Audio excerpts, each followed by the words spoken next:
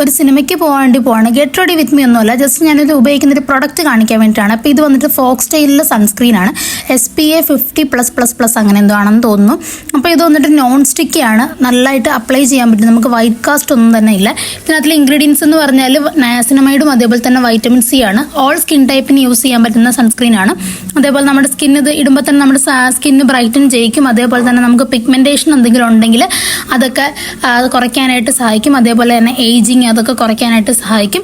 അപ്പോൾ ഇത് കംപ്ലീറ്റ്ലി വേഗനാണ്. അപ്പോൾ ഞാനിത് വാങ്ങിച്ചത് ഓൺലൈനിൽ നിന്നാണ്. അപ്പോൾ നമ്മൾ പടത്തിന് പോകുമ്പോഴാണ്, നമ്മൾ ലാലേട്ടൻ്റെ ഹൃദയപൂർവ്വം കാണാൻ വേണ്ടിയിട്ട് പോവുകയാണ്. കുറച്ച് ലേറ്റായി പോയി നമ്മൾ കാണാനായിട്ട്. എല്ലാവർക്കും കൂടെ ഫാമിലി ആയിട്ട് പോകാമെന്ന് വിചാരിച്ചു. അങ്ങനെ നമ്മൾ നമ്മുടെ സ്വന്തം കവിതയിലാണ് പോയത്.